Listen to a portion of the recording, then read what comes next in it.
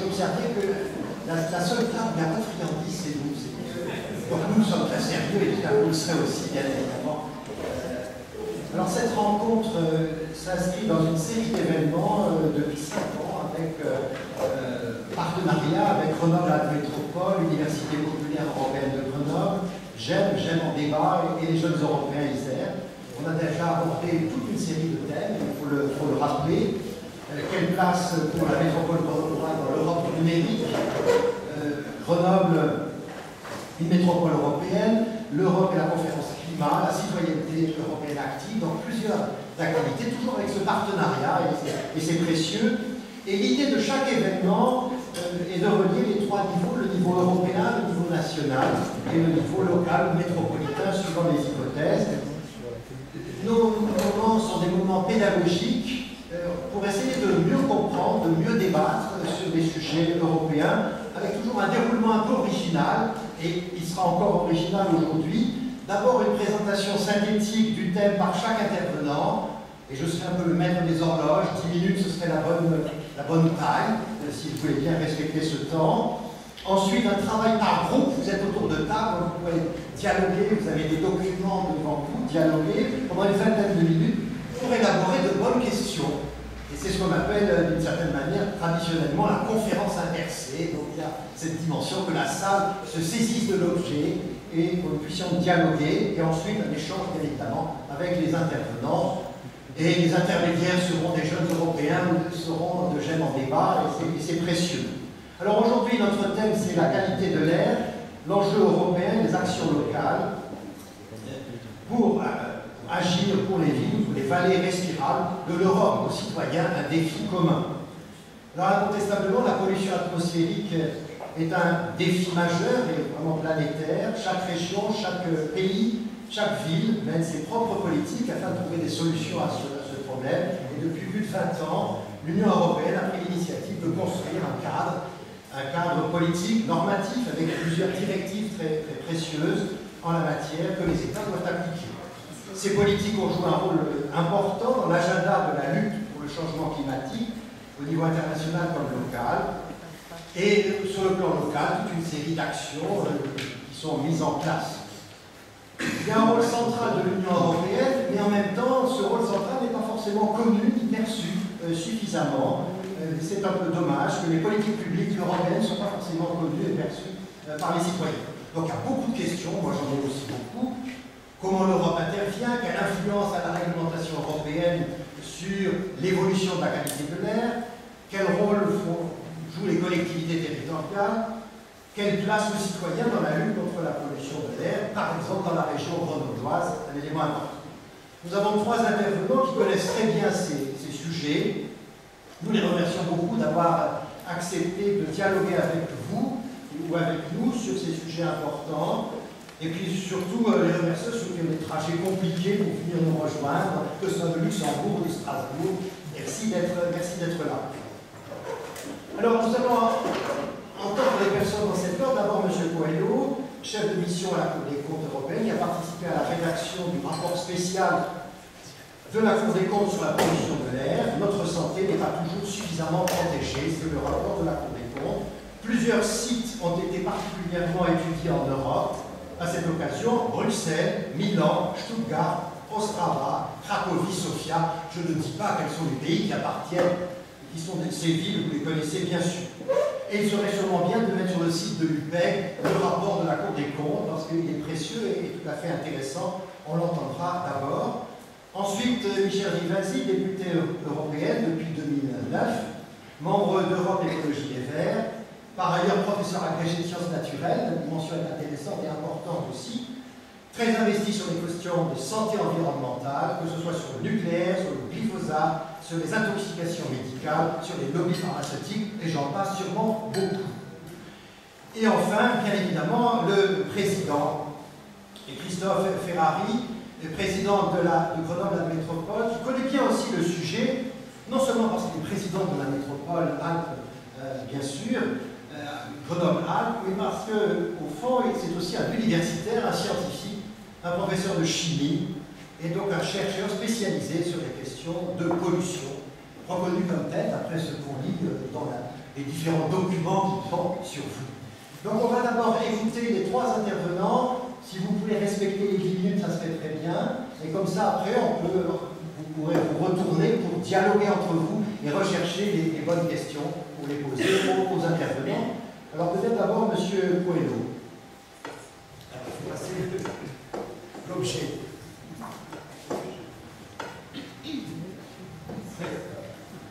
Bonjour à tous, merci d'être venus, merci aussi pour l'invitation pour débattre un thème très pertinent partout en Europe, parce que la plupart des États membres ont des problèmes de pollution atmosphérique. Alors c'est une grande opportunité pour nous pour présenter notre travail auprès des citoyens qui souffrent du problème. Je vais être bref, je suis venu ici un peu pour vous dire ce que vous tous savez déjà, à tout niveau on peut faire mieux. Je vais me détailler un peu sur ça un peu plus tard. Aussi, je voudrais m'excuser si je dis quelques erreurs en français, parce que c'est pas ma langue maternelle. Merci.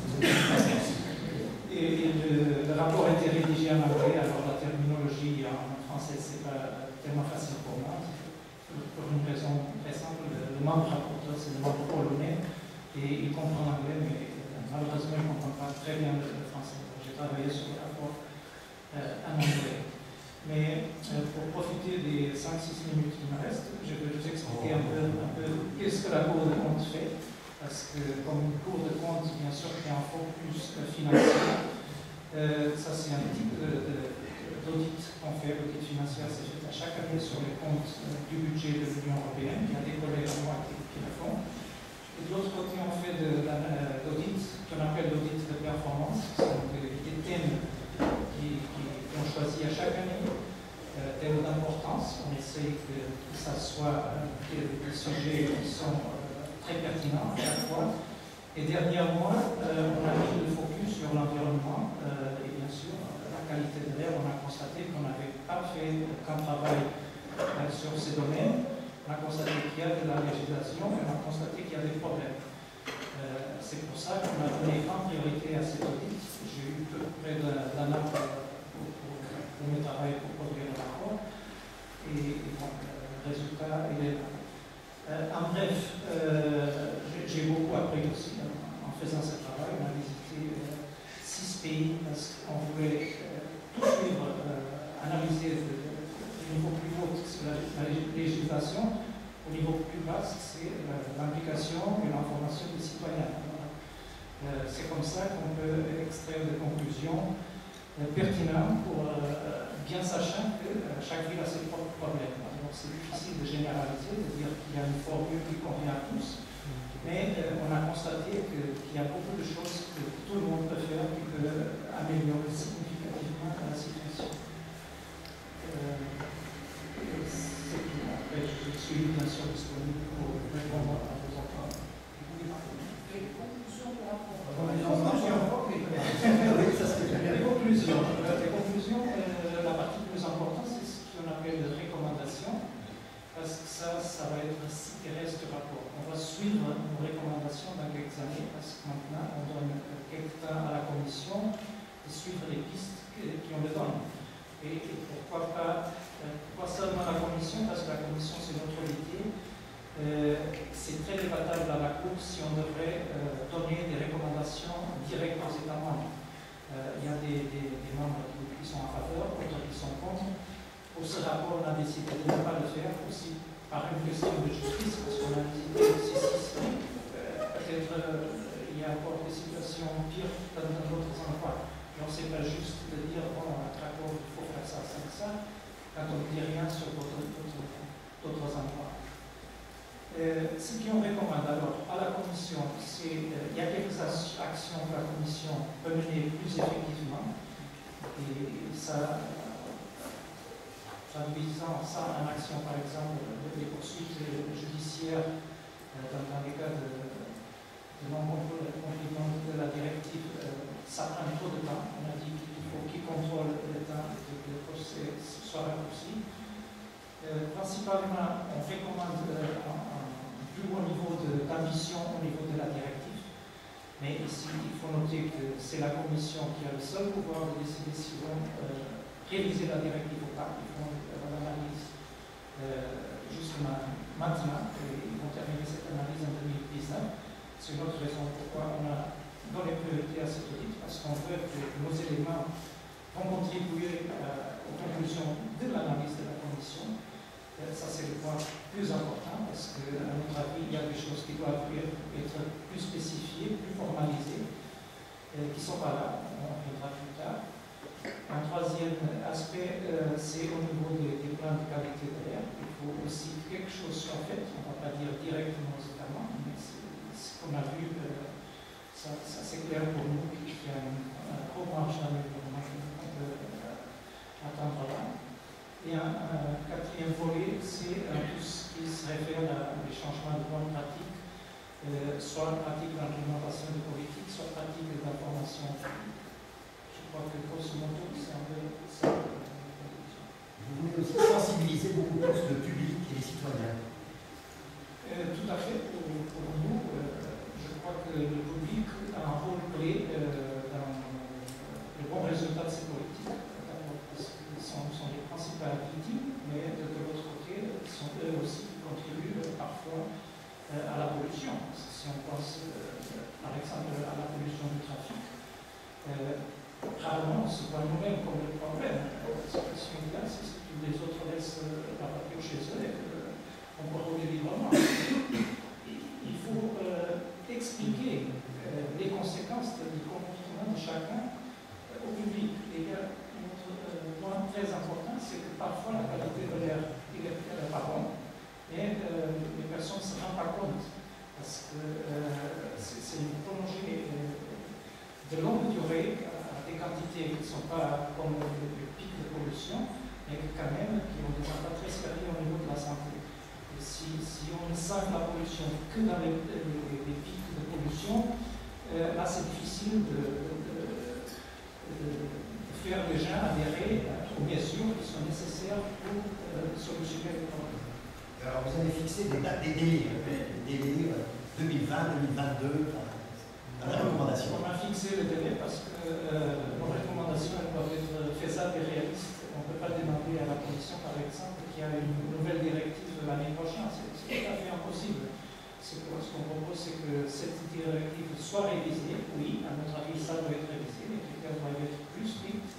Mais on connaît bien tout le processus législatif européen. Et ça prend malheureusement largement avant que les résultats soient validés à tous les niveaux.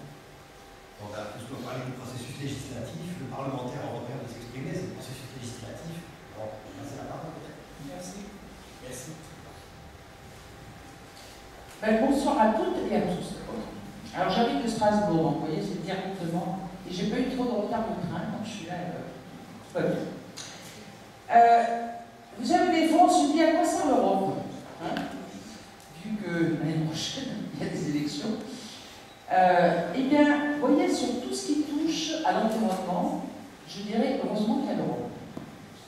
Heureusement qu'il y a l'Europe parce que, vous voyez, que ce soit sur la pollution de l'air, que ce soit sur la pollution de l'eau, que ce soit sur la pollution avec des substances chimiques, toxiques, eh bien, c'est quand même au niveau de l'Europe que se fixent les limites, que se fixe la mise en œuvre et que se fixe en quelque sorte la possibilité de saisir la Cour de justice européenne si jamais les États ne respectent pas les directives ou les règles.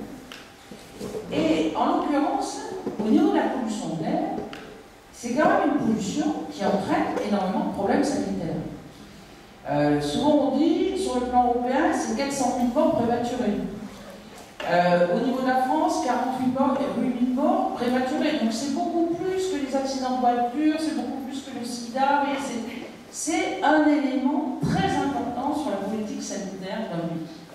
Et bien sûr de l'Europe. Et il y a un autre interlocuteur qui est très important, c'est l'OMS. L'OMS a sorti des rapports, et la dernière réunion, d'ailleurs, c'était le 1er novembre. Que dit l'OMS? 7 millions de personnes dans le monde meurent dues à un air malsain. Et 9 habitants sur 10 respirent un air qui n'est, vous voyez, qui n'est pas pur et qui a des polluants. Donc vous voyez que c'est un problème général. Or, l'air, c'est notre bien commun. Si on ne peut plus respirer, il faut mettre des masques pour respirer, on le voit dans certaines villes dans le monde, je veux dire, on peut quand même se poser des questions sur comment diminuer cette pollution. Et il y a eu plusieurs directives. Les premières directives, ça date de 96. Vous voyez, 96, il y a eu 99, etc. Il y a une directive de 2008 qui a repris à peu près toute une série de polluants. Alors, c'est l'anhydride sulfureux, c'est le dioxyde d'azote, c'est les PM, vous savez, les particules fines, que ce soit les particules PM10 ou PM5. Il y a eu aussi le monoxyde de carbone. Donc, à tous ces polluants, on a fixé des limites, vous voyez, qu'il ne faut pas dépasser. Et moi, je remercie la Cour des comptes européenne parce que ils disent, mais comment se fait-il que l'OMS dit sur les PM2,5, par exemple, qui sont des particules fines qu'on connaît bien au niveau du trafic routier, qu'on connaît bien au niveau de différentes pollutions, par exemple sur la combustion du bois, etc. Comment se fait-il que ces particules qui sont les plus pénalisantes d'un point de vue sanitaire, on n'ait pas revu, vous voyez, la fixation des limites? Parce qu'on a toujours des limites qui sont beaucoup plus hautes que les limites que préconise l'OMS. Et la dernière réunion qui a eu lieu le 1er novembre a dit c'est les enfants qui sont les plus pénalisés par rapport à la pollution de l'air. Alors très souvent on entend, et là je me tourne vers mon collègue, en disant mais si on ne prend pas des mesures draconiennes, on va dire à quoi à nos enfants? qu'en cas de pic de pollution, il faut les laisser enfermés dans les écoles, ils ne doivent pas sortir? C'est ça notre avenir? Donc vous voyez l'importance d'avoir des directives qui soient appliquées. Alors vous voyez la directive de 2008, elle a été transposée dans les différents États en 2010, mais elle a mis en œuvre après toute une série de limites, et puis il faut faire des mesures. Donc moi je me réjouis de la présence d'Atmo, avec Blanche que je connais depuis un certain nombre d'années d'ailleurs. Il faut mettre en place des outils de mesure, et puis des outils de mesure bien placés. Oui, parce qu'on peut mesurer, mais à des endroits où il n'y a pas de pollution. Alors après, on dit qu'il n'y a pas de pollution. Donc il faut, un, des gens qualifiés, deux, qu'on ait confiance au niveau des mesures, et une fois que les seuils sont dépassés, et là on se tourne vers les pouvoirs publics, dont les préfets, pour qu'ils mettent en œuvre des plans d'action. Et c'est là aussi où j'ai apprécié la deuxième recommandation, qui dit, mais comment se fait-il que l'Europe ait mis autant de temps à attaquer les États qui ne respectent pas la réglementation? Et il y avait 9 États qui ne la respectaient pas.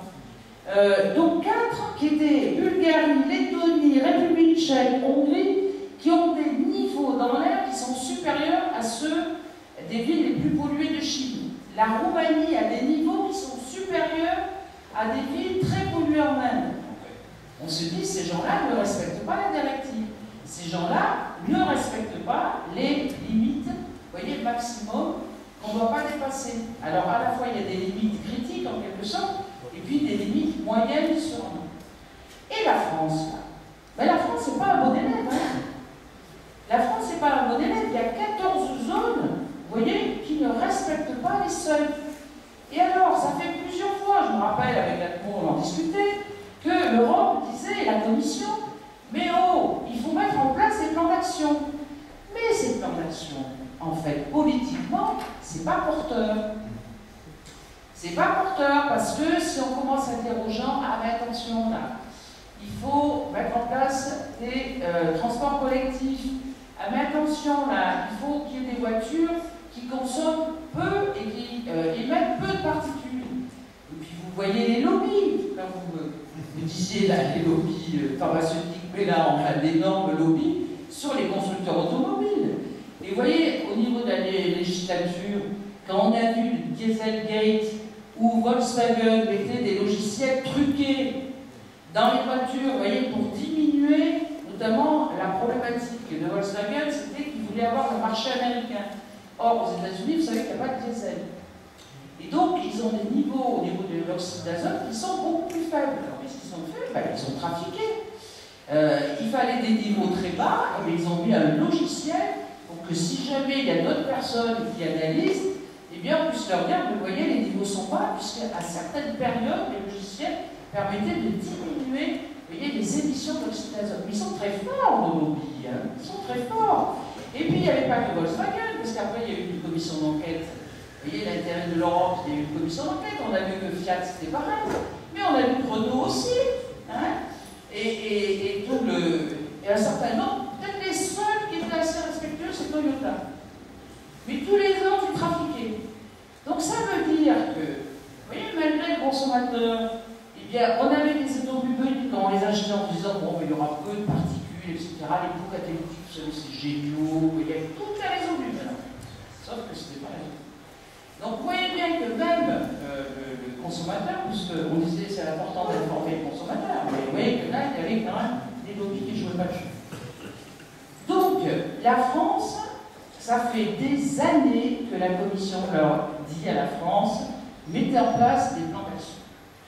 Et là où vous avez raison, la Cour des comptes, c'est de dire, mais pourquoi ils ne saisissent pas la Cour de justice européenne? Chaque fois, c'était des menaces. Hein?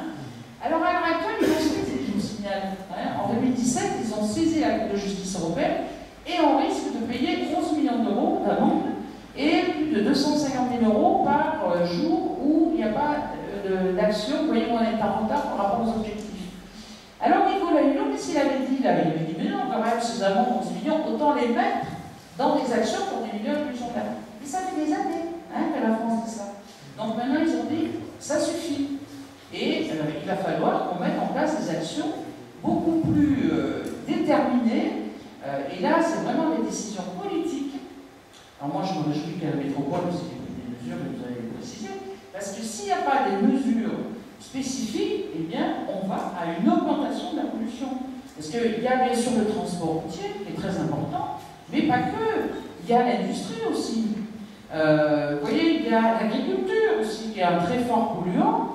Et il faut vraiment là, des mesures aussi horizontales. Et il ne faut pas jouer que sur un silo, il faut jouer sur l'ensemble des pollutions pour qu'on ait quand même un air sain et que nos gamins puissent jouer et en plus, c'est souvent les plus pauvres qui sont les plus pénalisés, les marginaux qui sont les plus pénalisés, qui vivent en bordure d'autoroute, qui vivent en bordure d'axe. Et c'est vrai que ça passe par l'information, parce que quand vous voyez, et là je pense qu'on va en discuter, mais l'augmentation des taxes sur l'essence et le gasoil, mais ça a une répercussion. Personne ne parle de la pollution de l'air, mais ça a une répercussion directe. Moins vous allez, si vous voulez, avoir des voitures thermiques qui vont polluer, ben, mieux ce sera au niveau de l'air. Là, dans cette législature, je suis très fière de ça parce qu'on a voté l'Union de l'énergie. Vous voyez comment le plan qu'on a voté, donc avec la Commission, avec les États membres, pour justement renforcer l'efficacité énergétique, développer les énergies renouvelables, tout ça pour diminuer les gaz à effet de serre concernant les énergies fossiles. Quel est le bénéficiaire? C'est la santé. Parce que plus vous allez diminuer les gaz à effet de serre, meilleur ça sera sur la qualité de l'air. Donc vous voyez que tout ça, ça a une répercussion. Et là, c'est une, à mon avis, des lois les plus importantes de cette législature, le paquet énergie-climat. Parce que plus on ira en lien avec les accords de Paris, bah, meilleur ça sera sur la santé parce qu'il y aura une diminution de gaz à effet de serre et donc moins de polluants. Donc les enjeux sur le plan européen, ils sont, vous voyez, sur tout ce qui touche à l'environnement, ça vient de l'Europe. Et heureusement que ça vient de l'Europe parce que ce n'est pas la France qui l'aurait fait. Et la France, vous voyez, est en infraction. Elle n'a pas de volonté politique suffisante pour le faire. Et ça passera par les collectivités territoriales. Et ça passera par une meilleure information de la population pour dire, c'est pas contre vous qu'on le fait. C'est pour vous, c'est pour vos gamins, c'est pour les gens les plus sensibles. Vous voyez, les gens qui sont pénalisés d'un point de vue santé. Et puis, c'est aussi pour l'ensemble de la planète.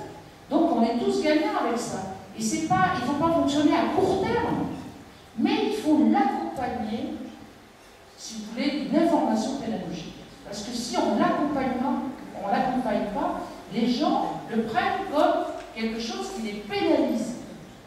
Et c'est pour ça que ça passe mal, cette augmentation de taxes. En plus, on nous parle chaque fois d'écologie politique. Ça m'énerve, ça. Hein, la Ségolène, là, là-dessus, elle pourrait être au milieu d'un ton, parce que c'est quand même elle qu'elle est mise en place. Non, mais je l'explique là pour... hein, parce que c'est pas l'écologie punitive, c'est punitif pour les gens qui ne peuvent pas jouer dehors. C'est punitif parce qu'on a une augmentation, si vous voulez, au niveau de la santé, de l'asthme, des problèmes cardiovasculaires, etc. C'est ça qui pénalise les gens. Et en même temps, il faut l'accompagner de mesures qui servent le plus grand nombre, du transport collectif, des voitures qui ne polluent pas, etc. etc. Enfin, ça, on en discutera. Voilà, voilà le combat qu'on fait, voilà l'intérêt des directives, mais d'avoir aussi des gens qui, à l'extérieur de façon indépendante, disent ah, mais là, la commission, vous n'allez pas à 6 mois. Ah, mais là, il y a des recommandations de l'OMS que vous ne faites pas intégrer alors qu'on peut le faire assez vite. C'est la révision de cette année. Et je m'arrête là pour donner la parole à mon collègue qui va te dire concrètement qu'est-ce qui fait son bien. C'est la transmission. Merci beaucoup. Bonsoir à toutes et à tous. Salut Michel Rivasi. Salut Joël Coelho, le président du PEG, vous toutes et tous les élus qui sont dans la salle, les élus de Grenoble, le vice-président de la métropole Jérôme Troncy, en charge de ces sujets-là, environnement, air, énergie, climat. L'enchaînement est plutôt bien fait si finalement, effectivement, des États sont condamnés. L'État nous dit ensuite à nous, territoire, il va falloir agir. Donc effectivement, c'est bien vers nous que de toute façon est ramené finalement, je dirais, ce qui relève de l'action en grande partie. Alors, typiquement sur l'agglomération grenobloise, on a effectivement une prise de conscience qui est nette, qui est très claire de la part des élus métropolitains de l'urgence écologique et sanitaire que représente aujourd'hui ce sujet de la pollution de l'air. Et nous avons donc décidé finalement de mettre en œuvre un plan d'action. Certains vont des fois couiner, comme on dit, mais je vais essayer de l'exposer pour montrer finalement aussi des éléments de cohérence, parce qu'on a des éléments effectivement indépendants qui nous sont présentés ce soir par la Cour des comptes de l'Union européenne, des recommandations. Puis on a besoin de réseaux de mesures, c'est le cas d'Agmo Auvergne-Rhône-Alpes, tout simplement aussi pour contrôler, mesurer, évaluer et tout simplement s'assurer que ce qui est mis en œuvre sera efficace. Le sujet étant là, évidemment. Le sujet de la qualité de l'air est au cœur de notre projet de territoire. Aujourd'hui, je vais montrer à la fois sur les éléments de planification, comment on imagine le moyen terme, mais aussi l'action à, je dirais, le court terme. Qu'est-ce que nous mettons en œuvre? Ce n'est pas simplement de se dire on fera ça après-demain ou dans quelques années, mais qu'est-ce qu'on fait aujourd'hui, qu'est-ce qu'on fait demain, qu'est-ce qu'on fait après-demain, dans une séquence qui permet tout simplement d'atteindre les objectifs d'amélioration de la qualité de l'air. Aujourd'hui, c'est des équipes grenobloises d'ailleurs qui l'ont fait, moi je les salue. 3 à 7% des décès par an dans l'agglomération grenobloise sont liés tout simplement aux effets de la pollution de l'air. 3 à 7%. C'est important. Aujourd'hui, on estime que 90% des habitants de la métropole sont exposés et restent exposés à un dépassement du seuil préconisé par l'OMS. C'est ça les chiffres, 90%. Donc, et notamment sur les particules fines. Donc il est nécessaire d'amplifier notre action et d'avoir une action résolue. Donc la question, c'est effectivement le travail qui est mené avec les réseaux de mesure, de contrôle, pour dire quelles sont les sources, qui sont les principaux émetteurs, et finalement ensuite quelles actions la puissance publique peut-elle faire sur les différents émetteurs. Et nous sommes tous les émetteurs en fait. Le sujet, il y a les industriels, il y a nous, mais il y a nous sur plein de dimensions. Ça a été dit sur l'automobile, sur la façon dont on se chauffe, etc., etc. Donc il faut une approche qui est extrêmement objectivée, finalement, de l'action, mais résolue, de l'action qui est menée. On a en plan d'action ce qu'on appelle Métropole respirable, qui a été adopté le 30 septembre 2016. On a 4 axes principaux, et après je reviendrai un peu dans les détails. D'abord, faire de la qualité de l'air une composante de l'ensemble des politiques métropolitaines, parce que si c'est premièrement un sujet de santé publique, c'en est devenu aussi pour notre territoire un sujet d'attractivité du territoire. Aujourd'hui, on a, dans les discussions qu'on peut avoir avec les entreprises, qui nous disent « mais moi, en fait, j'ai des familles de salariés qui peuvent venir d'ailleurs, qui disent on ne vient pas parce qu'en fait, on voit les niveaux de pollution. Et aujourd'hui, je ne veux pas que mes enfants soient exposés à des niveaux de pollution. Donc ça en devient un vrai sujet d'attractivité du territoire. Donc là aussi, une qualité de vie, clairement de qualité de vie de façon générale. Donc c'est un sujet qui, évidemment, donne encore plus de force aux actions. Nous, on s'est donné un engagement qui permet d'améliorer la qualité de l'air à l'horizon 2020. Donc c'est là la fin de son mandat, et d'informer et accompagner les changements de comportement, parce que là aussi on a des petits sujets à résoudre avec nous-mêmes, dans nos vies quotidiennes, etc. Et renforcer les connaissances en matière de qualité de l'air, expérimenter, évaluer. On a pu le tester, je donnerai quelques exemples. Donc on a travaillé en transversalité au niveau de la métropole, le plan de déplacement urbain, qui a été en discussion dans le public il y a encore quelques semaines de cela. Le plan air, énergie, climat, que Jérôme suit de près et pilote, qui va être là aussi en grande discussion et réouverture des discussions, tout simplement pour qu'il y ait des contributions les plus larges possibles par nos concitoyens pour lui donner encore plus de force. Et puis, typiquement, et vous l'avez vu, vous vous rappelez, on a arrêté le plan local d'urbanisme intercommunal, qui donne la planification à moyen terme et long terme. Et nous sommes une des rares métropoles de France, sans doute la seule d'ailleurs, à avoir inscrit dans le cadre d'un outil opérationnel, ce qu'on appelle les opérations, l'orientation d'aménagement et de programmation, qualité de l'air. C'est-à-dire qu'on a un élément transversal au PNUI qui va dire que demain, tout ce qui sera d'aménagement, de construction, devra être regardé sous l'angle de l'impact des populations, tout simplement à leur exposition à la pollution. Ça veut dire qu'il y aura des éléments de règlement, d'urbanisme, qui fait qu'on va pouvoir construire proche d'une rocade, etc., mettre des établissements, des crèches, des écoles, autant de choses qui rentrent dans nos règlements d'urbanisme.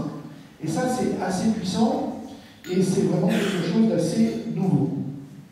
Et donc ça nécessitera de travailler toujours en amont de tous les projets urbains, de conception, pour qu'on ait cette dimension de pollution de l'air dès le départ dans notre construction. On a aussi un sujet de pollution qui est lié tout simplement au chauffage au bois. On sait que 44% des émissions annuelles de particules sur le territoire, c'est lié au chauffage au bois. Et 75% des pics en période hivernale, c'est la combustion du bois. Les cheminées qu'on a dans certaines maisons, qui sont tellement agréables à sentir parce que ça donne un côté chalet de montagne. La réalité, c'est que si vous imaginez ce qu'on émet à l'extérieur, ce qu'on peut aussi respirer à l'intérieur de la maison, il faut peut-être se poser la question aussi en termes d'exposition intérieure à cela. Donc on a mis en place des primaires bois, c'est-à-dire primes à la conversion, tout simplement pour avoir des systèmes, je dirais, de cheminées adaptés. Je ne rentrerai pas dans les détails. On a même désormais doublé la prime, parce qu'on s'est aperçu qu'on était en deçà de la montée en puissance. Donc on a doublé la prime, et notamment pour les ménages les plus modestes.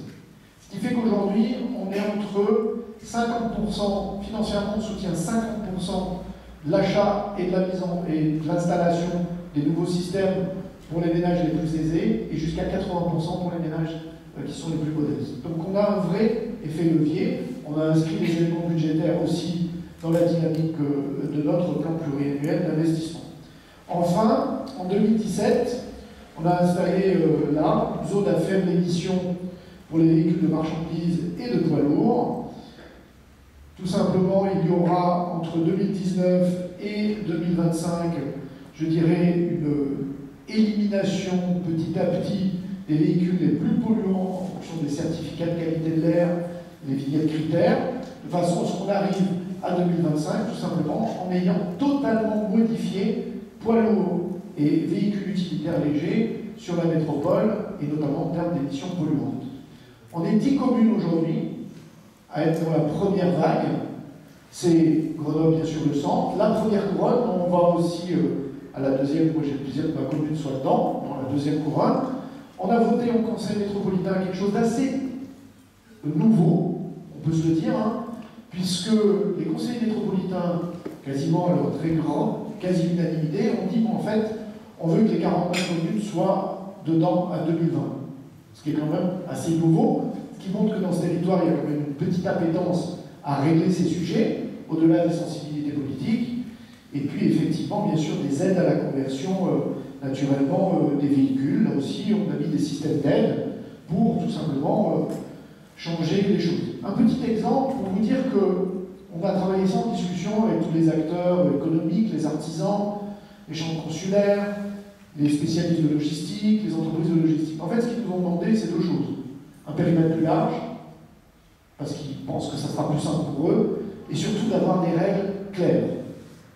2019-2025, de façon à ce que eux, dans leur modèle économique tout simplement de leur société, ben, ils se disent, ben, je sais qu'à l'horizon 2020, j'aurai besoin de changer 5 de mes véhicules, l'année d'après 7, et je sais que j'irai vers ça. Et si je suis aidé, c'est tant mieux, c'est cumulable avec les aides potentiellement et d'autres aides. Donc, nous sommes sur cette dynamique-là. Quand on regarde les cartes, à l'horizon 2025-2026, on aura des modèles tels qu'ils nous les donnent, avec toujours la prudence sur des modèles, évidemment, mais ils sont de plus en plus puissants. Les modèles de prévision du climat, comme les modèles de pollution, sont souvent plus fiables que les modèles économiques eux-mêmes. Hein. On a bien vu au cours du temps que les modèles économiques, ils ont rarement prévu les crises. Les modèles de changement climatique, eux, nous disent vraiment des choses qui sont aujourd'hui assez justes et assez pertinentes. Nous montre qu'à l'horizon 2025-2026, nous pourrions, si nous suivons cette ligne-là, tout simplement ne plus dépasser les seuils tels qu'ils sont fixés par l'OMS.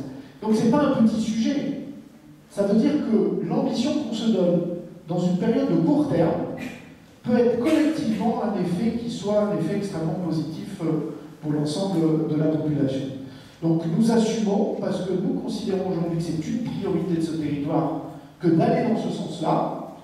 Nous voyons que là aussi les choses sont en train de bouger, je dirais d'un point de vue tout simplement même politique, hein, parce qu'il y a une prise de conscience territoriale de ces sujets-là.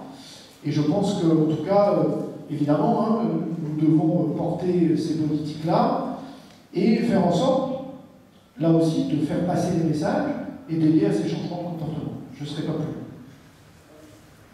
Merci beaucoup. Alors, c'est la conférence inversée qui va commencer, c'est-à-dire pendant 20 minutes. Donc, pour moi, c'est vers 20h05, rechercher les bonnes questions pour les poser ensuite à la tribune, si on veut dire. Plus au niveau européen et ensuite au niveau local.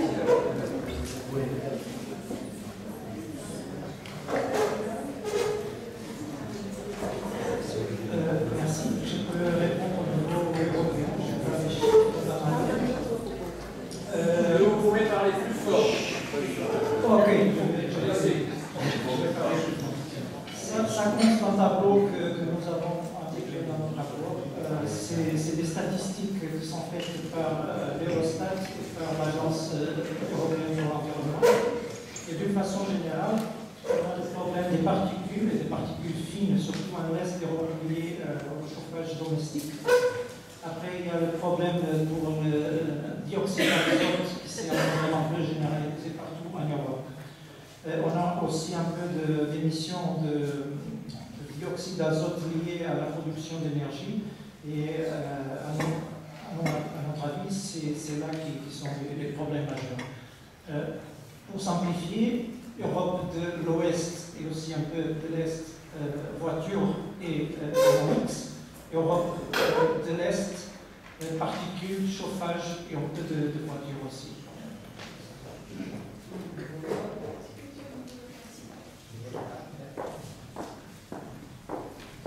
Au niveau local, les sujets de toute façon concernent les particules, le dioxyde d'azote et aussi, pour nous, qui est important, polluant estival, l'ozone, qui est un polluant secondaire, qui provient des émissions primaires et de la chimie qu'il peut y avoir pendant les périodes d'été. Donc notre sujet, nous, c'est les mobilités versus effectivement tout ce qui est chauffage et tout ce qui est source d'énergie. Donc voilà les deux. Alors tout à l'heure je vous disais, hein, les particules, typiquement, quand on regarde la part qui provient du chauffage des cheminées de combustion du bois, c'est 45% en moyenne annuelle, 75% l'hiver. On voit là un gros stock, enfin un candidat intéressant pour d'action, mais ça ne veut pas dire qu'il ne faut pas non plus agir évidemment sur le sujet des mobilités naturellement. Parce que tout ce qui peut être baissé est de nature, de toute façon, vous savez, particules bien sûr qui peuvent agir sur les poids lourds, au sens des grandes quantités de polluants, les gros émetteurs. Après, particules qu'elles proviennent de la combustion d'une cheminée ou que ce soit, je dirais, d'origine automobile, elle fait son forfait sur la santé humaine. Donc notre sujet, c'est aussi d'agir sur ces deux principales sources-là.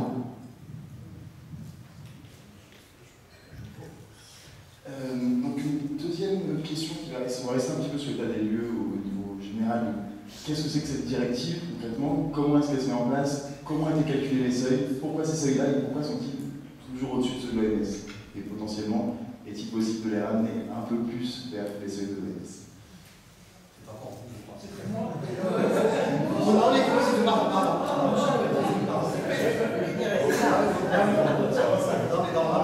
Je peux expliquer un peu parce que je note qu'il y a une grande confusion quand on parle d'Europe, c'est quoi l'Europe? Notre client de la Cour des comptes, c'est la Commission, parce que la Commission, c'est une sorte de gouvernement d'Europe, mais sans aucun pouvoir que de proposer des mesures. Alors, il faut dire que le résultat de la directive, ça vient d'une proposition de la Commission, qui après entre dans le débat politique, le Conseil des ministres et les parlementaires européens, qui à la fin décident la version finale de la directive. On note dans nos rapports que pour les directives liées à ce sujet, il y a eu des cas où la Commission était plus ambitieuse que le résultat final. On le note. Alors, pas tout dépend de la Commission. Beaucoup de choses sont décidées en fait pour les gens en qui vous votez. Parce que c'est vous qui mettez les gens au pouvoir. Et c'est à eux la dernière parole. Alors, je voudrais seulement expliquer un peu le rôle d'où ça vient la directive. Bien sûr, la Commission fait ses analyses techniques et essaie aussi de voir qu'est-ce que c'est une version équilibrée qui peut être adoptée à la fin en loi, une loi, parce qu'ils ont toujours le risque que sa proposition, ça va à la poubelle et rien sort de là. Alors, le mot final, c'est du Conseil et du Parlement européen. Le Parlement s'exprime. Oui, alors, grosso modo, la Commission fait une proposition, mais elle en discute avec les États membres. Si les États membres font un veto, terminé, c'est pas grave. Il faut l'accord des États membres. Par exemple, je vous donne un exemple. Il y avait une directive sur les sols, la pollution des sols. C'est la France qui a bloqué. Elle ne veut pas en entendre parler. Vous voyez, l'influence d'un État qui dit niet. Alors je me dis pourquoi? Parce que la France a tellement de sols pollués qu'il faudrait qu'elle les décontamine. Donc, comme elle ne peut pas le faire, elle dit niet, il n'y aura pas de directive sur la pollution des sols. Quand la Commission a proposé 96, je vous dis 99, tout ça, une proposition sur la qualité de l'air. Il y a eu un accord au niveau des États membres, et après, la Commission propose un rapport. Il y a un rapporteur qui est choisi au niveau du Parlement européen, il y a des shadows qui représentent chaque politique, et là, il y a des discussions par rapport à la proposition de la Commission. En général, le Parlement européen est beaucoup plus ambitieux que la Commission. Sauf si c'est arrivé où il y a des groupes parlementaires qui essaient de rabaisser les propositions de la Commission. Vous voyez, là où j'étais rapporteur, moi, sur la gouvernance de l'énergie, la Commission, par exemple, avait proposé, sur les énergies renouvelables, 27%. Le Parlement avait proposé 40%. Et on est arrivé à un compromis à 32%. D'accord? Et les États membres proposaient 30%. Donc vous voyez que le Parlement est allé plus loin. Sur l'efficacité énergétique, la Commission avait proposé 30%. Les États membres, ils étaient en dessous. Mais le Parlement a dit 32,5%. Bon, et après trilogue, parce que une fois que vous avez voté au Parlement, on était nous à 40, le Parlement. Mais après, c'est le trilogue. Et le trilogue, c'est la Commission, les États et le parlementaire. Si on a des propositions ambitieuses au niveau du Parlement, on peut avoir un rapport de force au niveau des États. C'est pour ça que choisissez bien vos parlementaires, parce que si vous avez des parlementaires qui proposent des chiffres nuls, eh ben, vous n'avez rien, quoi. Et puis là, il faut tenir jusqu'à 4 h du matin les trilogues. C'est un marathon incroyable, ce truc-là. Bon.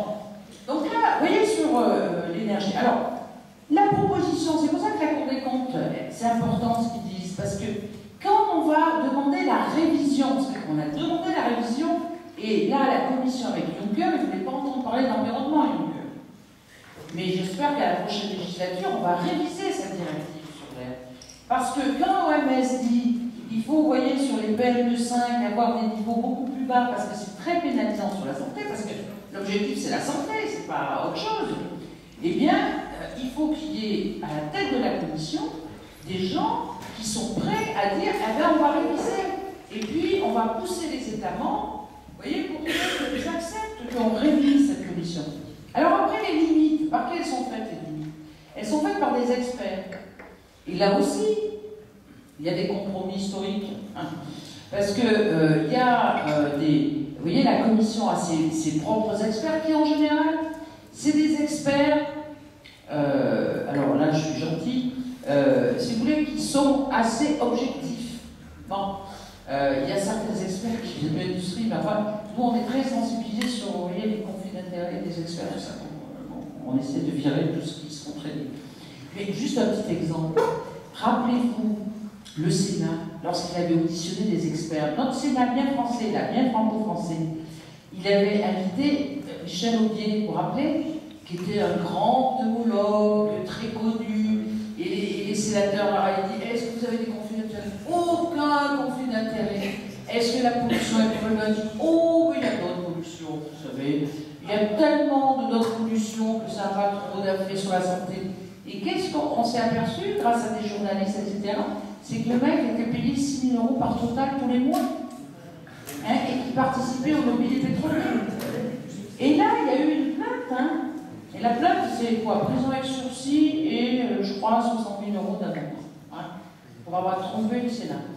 Donc, vous voyez quand même qu'il y a des enjeux incroyables. Mais une fois qu'il y a le trilogue, etc., les États ont 2 ans pour la transposer dans leur droit national. C'est des lois. Hein. Et du coup, une question un peu plus locale, M. Ferrari. Comment la qualité de l'air est-elle mesurée dans la métropole? Admo Verdonin Prédard, je laisse les spécialistes, parce que là aussi, hein, c'est pas le président de la métropole qui, tous les matins, mesure le truc. On a plein d'organismes indépendants, là aussi, qui font leur job. Eh bien, Camille. Bonsoir, moi je suis Camille Lévieux d'Action Auvergne-Rhône-Alpes. Donc la surveillance de la qualité de l'air en France, elle est réalisée par des associations agréées pour la surveillance de la qualité de l'air. C'est des organismes qui sont agréés par le ministère et qui ont un périmètre d'intervention qui est régional. Donc sur le territoire de la métropole, c'est Admo Auvergne-Rhône-Alpes qui assure la surveillance, et un observatoire de la qualité de l'air, c'est des stations de mesure, donc c'est des locaux avec des analyseurs. On mesure en continu la pollution atmosphérique, et l'implantation de ces stations et les polluants qu'on mesure, ils sont imposés et fixés par la directive européenne. Alors au-delà de ce qui est imposé par la directive européenne, on mesure aussi d'autres composés. On peut avoir des points de mesure supplémentaires pour améliorer la connaissance sur le territoire. Sur le territoire grenoblois et Auvergne, on mesure beaucoup de composés, en plus des composés imposés par la réglementation, des décilines, des dioxines, des métaux lourds, etc., des particules ultra fines, et ça c'est nécessaire pour essayer de dépasser un peu le minimum réglementaire. Donc il y a des stations fixes. Sur le périmètre de la métropole grenobloise, il y en a 7.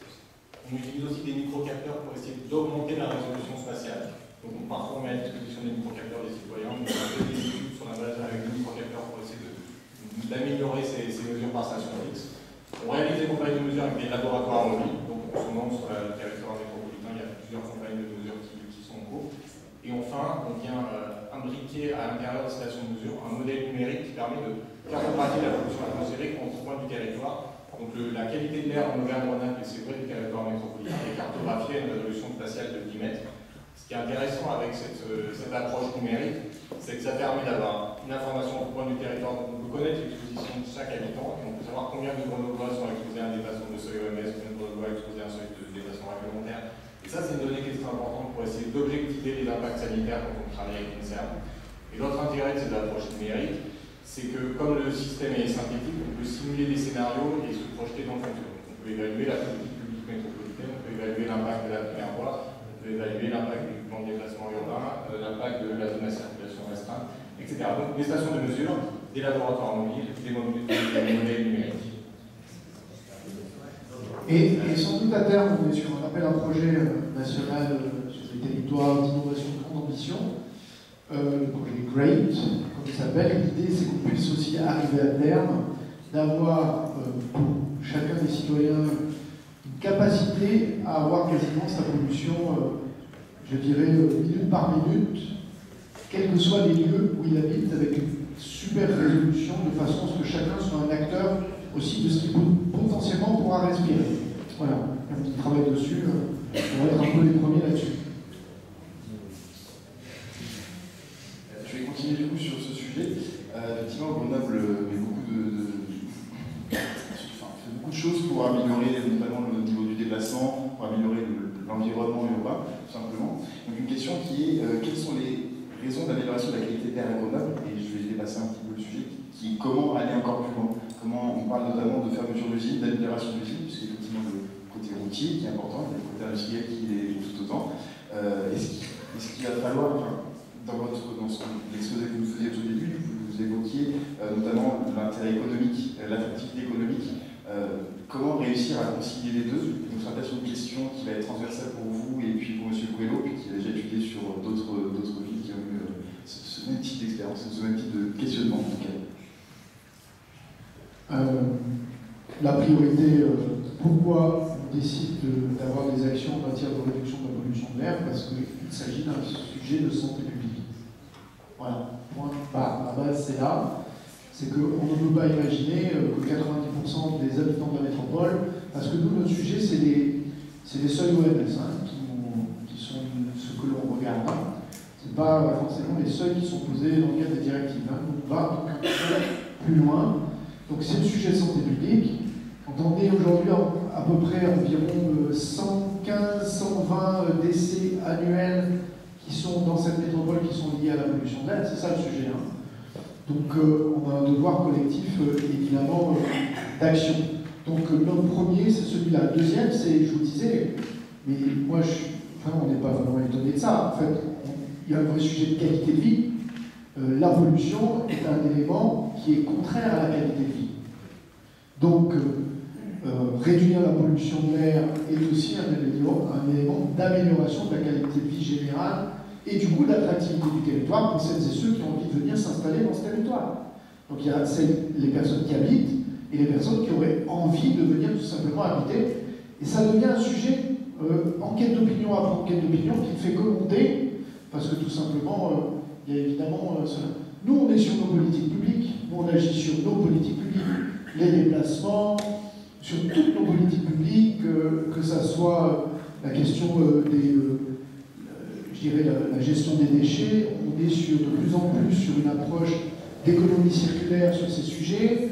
On est en train de changer tous nos camions poubelles vers finalement des systèmes plutôt au gaz, et non pas aujourd'hui tels qu'ils peuvent émettre en termes de particules et de polluants dans l'atmosphère. Donc on s'applique à nous-mêmes. Les sujets sur toutes nos politiques publiques, c'est sujet de qualité de l'air. Après, ce qui relève des entreprises actuelles et de leur niveau de pollution, là aussi il y a des réglementations, et puis vous avez des administrations d'État qui sont là pour contrôler finalement les niveaux d'émissions, je dirais, des entreprises, etc. Alors on sait que la RGPP elle a quand même largement aussi diminué les moyens qui ont été de contrôle. Michel Bégazzi connaît ça mieux que moi, tout simplement en matière de contrôle des installations et des activités polluantes. Donc, et aujourd'hui, nous, notre sujet, quand on développe des zones économiques sur le territoire métropolitain, on est aussi intéressé, largement intéressé, et on pèse dans quel type d'entreprise s'implante, quelle technologie l'entreprise va avoir. Voilà. Après, on n'est plus dans une période où on installe des usines chimiques comme on a pu le faire. Donc, c'est pour ça que, voilà, on les garde plutôt sur ma commune. Voilà. Je ne suis pas sûr que si je demandais ici de rédiger une commune candidate à l'installation d'une entreprise chimique, je pense que je me retrouverai seul ce soir. Vous voyez. Donc, voilà.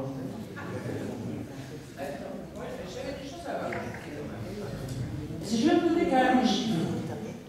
L'industrie sur impulsion d'air, il y a du SO2 84%, des COV 41%, tout ce qui est PM10 autour de 31%, PM2,5 23%, pour les NOx 21% et pour l'ammoniac 2%. Ça, c'est les chiffres globaux, vous voyez, de l'impact de l'industrie, je dirais, de façon générale. Mais je vais vous prendre l'exemple de Fos-sur-Mer. Fos-sur-Mer, 200 installations industrielles. Et là, qui a donné l'alerte?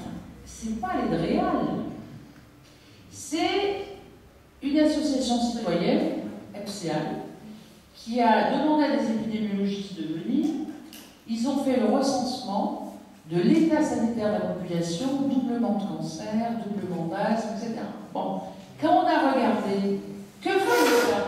Il donne des autorisations de projet dans l'air, industrie par industrie. Ce qui fait que quand vous avez 200 industriels, imaginez la qualité de l'air. Et là, il y a une faille dans le système. C'est que, un, on ne globalise pas l'ensemble de pollution, et deux, on minimise l'effet cocktail. Tout le monde parle de l'effet cocktail sur les substances chimiques. Et bien là, alors eux, vous voyez, alors vous parlez d'attractivité de votre territoire, mais alors l'attractivité de Fos-sur-Mer, c'est génial. Hein? Vous avez une soupe de rejets, hein? C'est pas une bouillabaisse, c'est pas de la soupe, et qui est impacté, c'est les populations qui vivent dans ce territoire. Et là, en plus, alors, deuxième information aujourd'hui, qui mesure? C'est l'industriel. Et tous les exemples qu'on a eus, l'autocontrôle, montrent que l'industriel minimise ses rejets. Et quand les DREAL, parce qu'il y a des inspecteurs qui font bien leur boulot, hein, c'est pas une remise en question si vous voulez des DREAL, c'est une remise en question de la réglementation. Hein, on devrait globaliser, mais sur les centrales nucléaires, c'est pareil. Hein. Les rejets des centrales, c'est centrale par centrale. Alors quand vous êtes dans la vallée du Rhône et que vous avez Saint-Alban, après vous avez Cruas, après vous avez Tricastin, après vous avez Marcoule, hein, et bien tout ça, ça se rajoute. Vous voyez, on ne fait pas de vision globale sur un même territoire, mais sur un même fleuve que le Rhône. Donc il y a des failles dans notre système. Et s'il y a une détérioration de notre santé, c'est pas seulement au niveau des collectivités territoriales, vous voyez, c'est sur l'ensemble du territoire où on minimise les rejets par notre alimentation. Et le fait qu'il n'y a pas assez de moyens au VA, il fasse un contrôle indépendant. C'est le cas des automobiles. Pourquoi il y a eu truandage des automobiles? Parce que c'était les constructeurs qui faisaient l'évaluation de leurs rejets. Hein?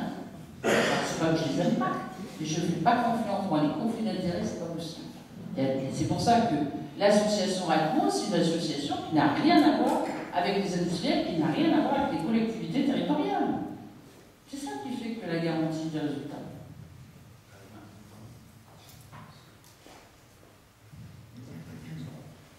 Et du coup, en parlant de la pollution industrielle, etc., est-ce que les lobbies ont un rôle important, que ce soit au niveau européen ou au niveau métropolitain, enfin au niveau de la métropole?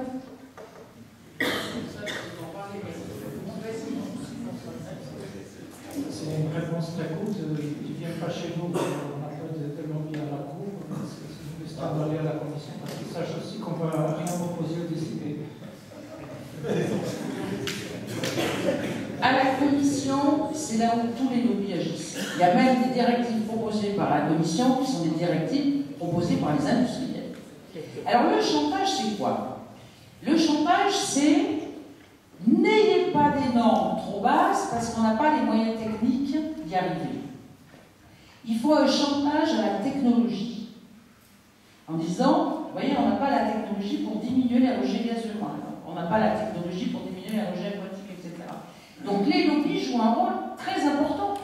C'est pour ça qu'il faut souvent leur donner 5 ans. Vous voyez, en disant, voilà, on veut atteindre cet objectif parce qu'il y a un niveau sanitaire qu'on veut atteindre, et vous avez 5 ans pour mettre en place cette technologie.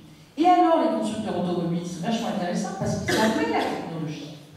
Mais elle coûtait un peu plus cher que de mettre au point ce logiciel, si vous voulez, à l'intérieur du moteur. Donc c'est pour ça que, un, il faut le contrôle indépendant. 2, il faut mettre, moi j'appelle ça des contrats contraints, c'est-à-dire fixer un objectif, vous voyez, parce qu'on ne va pas les prendre de cours en disant dans un an vous allez vous mettre, on leur donne 5 ans, et puis suivre la technologie et les meilleures pratiques sur le plan européen. Parce que les Allemands, ils sont très bons quand même. Hein. Ils sont bons pour truander, mais ils ont quand même des technologies très bonnes de diminution de la pollution. Et c'est là où ces pratiques-là, eh ben, il faut qu'elles soient échangées, vous voyez, et partagées par l'ensemble des autres pays européens. Il y a des lobbies. En fait, il y a toujours des personnes qui défendent des intérêts particuliers et qui sont évidemment contraires à l'intérêt général. Donc, le sujet, c'est d'abord tout simplement de partager un diagnostic, de porter collectivement des orientations politiques. Après, effectivement, nous, on a la tradition dans les collectivités, c'est qu'on discute aussi avec ceux qui ont des intérêts, comme je disais tout à l'heure, sur la zone de faible émission. Quand on parle de logistique urbaine, on a discuté avec tout simplement les logisticiens de l'agglomération, les entreprises de l'agglomération. Et c'est eux qui nous ont dit, en fait, typiquement sur la zone à faible émission, nous, on ne préférerait pas que ça soit qu'au centre de Grenoble, on préférerait que ça soit un territoire plus large, parce qu'en fait, on a besoin d'adapter nos entreprises à ces changements. Mais là, on n'est pas dans la notion de lobby, parce que nous, on ne définit pas forcément des règlements, etc., même si on définit des politiques publiques. Alors, on fait très attention malgré tout, parce que les intérêts particuliers peuvent aussi apparaître parfois et venir polluer des choses. Donc, Et les commerçants. on sait, bien sûr, mais la question, c'est qu'on doit discuter, on discute avec les acteurs du territoire, les commerçants, etc. Après, nous, on a les volontés politiques et on les porte. On essaye de faire, d'amender le sujet pour tenir compte des réalités que nous n'aurions pas forcément vues, parce que c'est aussi ça la réalité. Donc, voilà, le dialogue, tout simplement. Mais après, sur le PLUI, typiquement, le plan local d'urbanisme intercommunal, on a été extrêmement attentif. Moi, j'ai fait envoyer un message à tous les maires, un courrier à tous les maires, en leur disant attention au conflit d'intérêts, les propriétaires de ceci, les propriétaires de cela, parce qu'il y a des petits intérêts dans l'urbanisation quand même. La valeur d'un terrain, si je suis propriétaire, si je ne suis pas propriétaire, moi j'ai envoyé ce courrier à tous les maires, en leur disant écoutez, vous vérifiez dans ceux qui vont être amenés à voter à la métropole et dans vos communes, s'ils ne sont pas tout simplement, qui n'ont pas un sujet de conflit d'intérêts. Et puis on le fait aussi à la métropole dans les votes. Tous ceux qui peuvent être à un moment donné intéressés par le vote ne prennent pas part au vote. On fait très attention à ça. On s'est mis des règles là-dessus qui étaient assez uniques d'ailleurs, puisque ça n'existait pas, je dirais, précédemment. Donc c'est des choses, voilà, sur lesquelles on avance. Merci. Une question qui va beaucoup recentrer un petit peu sur nous, citoyens qui sommes présents dans cette salle. Comment inclure les citoyens dans une politique environnementale pour ne pas qu'elle apparaisse comme une sanction? Parce que c'est un peu ce que vous présentez aujourd'hui, c'est aussi comment inclure pour le coup les lobbies, peut-être, dans la prise de décision environnementale, qui ne soit pas considérée comme une sanction. C'est une manière de voir aussi les choses. Merci, Madame Rilati.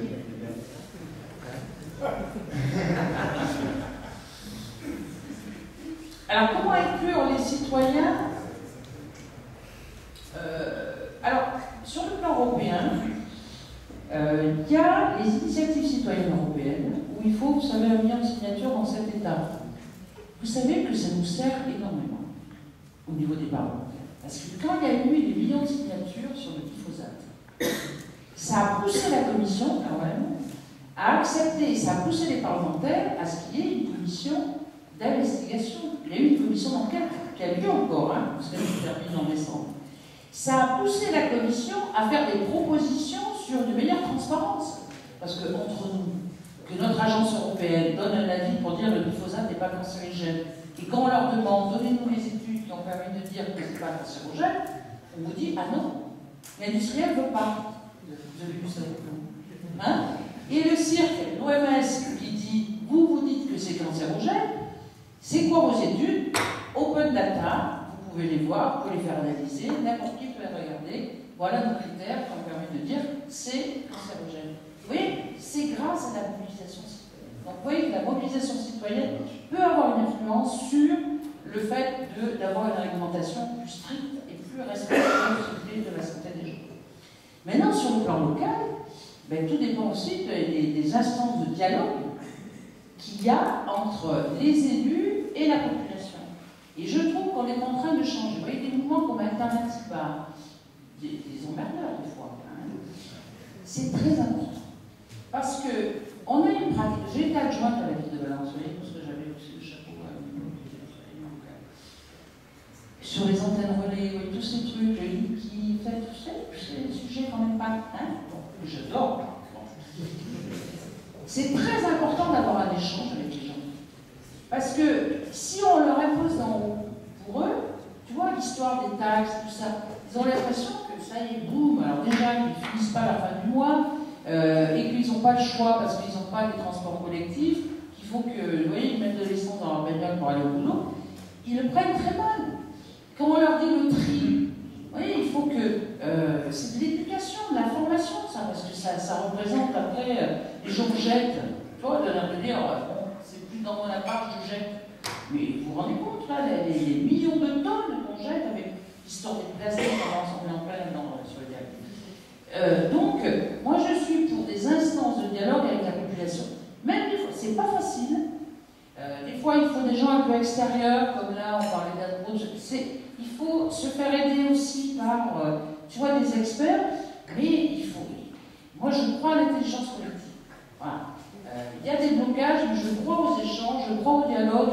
Et sur Grenoble, sur la métro, tout ça, vous faites des expérimentations qu'il faut mieux faire partager. Parce que vous innovez et il n'y a pas assez de gens qui le savent. Vous voyez, après, les gens, ils souffrent. Vous savez, il y a une souffrance quand même au niveau des gens, que ce soit pécuniaire, que ce soit plein d'autres choses. Et c'est très important qu'ils rentrent dans cette dynamique. Parce que, moi je dis, si on ne s'en sort pas tous ensemble, je ne vois pas l'avenir, vous voyez, dans les 10-20 ans qui viennent. Les experts qu'on entend dans l'Europe, c'est un peu très anxiogène quand même. Hein. Donc je suis pour qu'on fasse partager les différents défis auxquels on est confronté. Et ça, on ne peut le faire que si, collectivement, vous voyez, avec des élus intelligents, et des élus un peu écolos, vous voyez, un peu cette fibre. Hein. Oui, parce que des fois, on avait un peu mal, mais maintenant, eh ben, mais nous, on avait un manque aussi sur le social. Donc, vous voyez, c'est complémentaire, les choses. Et puis, on a un peu le gendarme aussi. Ouais. C'est ça qui est complémentaire. Voilà, donc, moi, je suis vraiment pour une démarche inclusive et transversale. Tu vois. On n'a pas la vérité, mais voilà, c'est une construction. Ce que dit aussi la Cour des comptes, il faut faire participer, informer plus largement le citoyen. Mais c'est informer, mais c'est pas communiquer. Oui, il faut surtout impliquer les citoyens. Sensibiliser. Le premier pas, c'est déjà fournir de bonnes informations et transparence. Alors, c'est important que les gens sachent qu'il y a des stations de mesure. C'est important que les gens ont accès aux mesures quotidiennes de ces stations. C'est important que les gens sachent qu'il y a un problème, même quand on ne le sent pas, parce qu'il y a des problèmes de long terme desquels on ne s'aperçoit pas. On s'aperçoit quand il y a des pics de pollution, mais quand c'est des niveaux qui sont au-dessus des normes, mais qu'on ne le sent pas, ça c'est aussi un problème. C'est comme fumer une cigarette par jour. En plus, il y a un autre point que je crois important, que je dis que c'est un peu un conflit silencieux, parce qu'ici nous sommes tous adultes, et c'est nous qui prenons les voitures, c'est nous qui brûlons le bois, c'est nous qui décident les lois. Peut-être si la décision des lois s'était faite par les enfants ou par les personnes plus âgées, ou si on a des enfants chez nous, on brûle moins, là on est disponible à changer un peu notre comportement si on le fait par nos enfants, par nos pères, par nos grands-pères. Mais c'est nous qui devons faire quelque chose pour les. Parce que si quelqu'un me dit vous ne pouvez pas venir en voiture parce que ça c'est mauvais pour la qualité de l'air, je me dis ok, je sais ça et quoi. Mais si quelqu'un me dit ok, avec votre voiture vous contribuez à une pollution qui va faire vos parents de vivre 3 ans de plus, peut-être je me pose un peu la question. Si tout le monde fait la même chose, je crois qu'on peut se dire que nos parents, nos grands-parents, ils ont un peu de qualité de vie un peu la plus large possible. Et c'est là que les effets se font sentir. Et le problème, entre guillemets, c'est qu'aujourd'hui c'est elle, mais demain ça sera nous. Parce qu'on espère de devenir âgés, et là nous serons plus sensibles aux questions de santé. Alors pour aujourd'hui, ils sont le visage de nos enfants et nos parents de ce problème, mais un jour ça va toucher à nous. On peut aujourd'hui faire déjà quelque chose pour demain, parce que demain on ne sait pas qui aura le pouvoir de décider des choses. Alors c'est une conscientisation très importante, c'est un message qu'il faut passer. On ne le fait pas peut-être aujourd'hui pour nous, mais on fait pour le collectif. Là, je vais voir. Il y a Louise qui a quelque chose à dire. On a parlé des enfants. On a discuté, Louise. Donne un micro à Louise.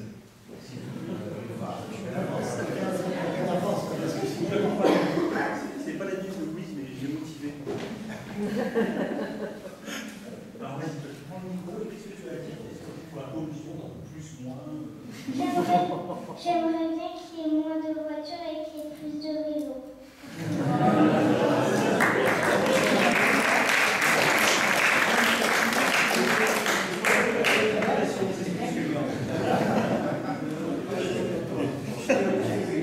Et du coup, pour que le souhait de Louise soit réalisé, qu'il y ait moins de voitures et plus de vélos, comment est-ce que vous pensez, est-ce qu'il y aurait des solutions pour que, entre guillemets, tout le monde soit content, plus personne ne râle quand les voitures sont empêchées de circuler, mais que tout le monde ait accès à la mobilité, que les gens des campagnes puissent arriver en ville, etc. Waouh! En fait, il faudrait presque 1 heure pour finalement exposer toutes les options possibles pour finalement aller dans cette direction-là. Il y a, je reprends le plan local d'urbanisme intercommunal. Le plan local d'urbanisme intercommunal va prévoir la capacité, la façon dont on construira à l'avenir.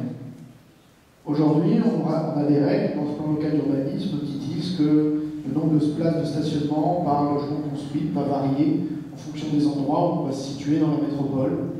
On a réussi à construire quelque chose d'ailleurs d'assez intelligent, avec des communes très urbaines, des communes périurbaines, rurales, de montagne. Donc le sujet, c'est aussi d'attendre ces documents de planification. Ensuite, il y a un plan de déplacement urbain, un PDU. Le PDU fixe les grandes orientations en matière de mobilité, d'évolution, des capacités, finalement, à permettre d'avoir des réseaux de transport en commun mieux dimensionnés, une vraie articulation du ferroviaire sur les bus, les tramways, la place du vélo dans l'espace public, la place du piéton dans l'espace public.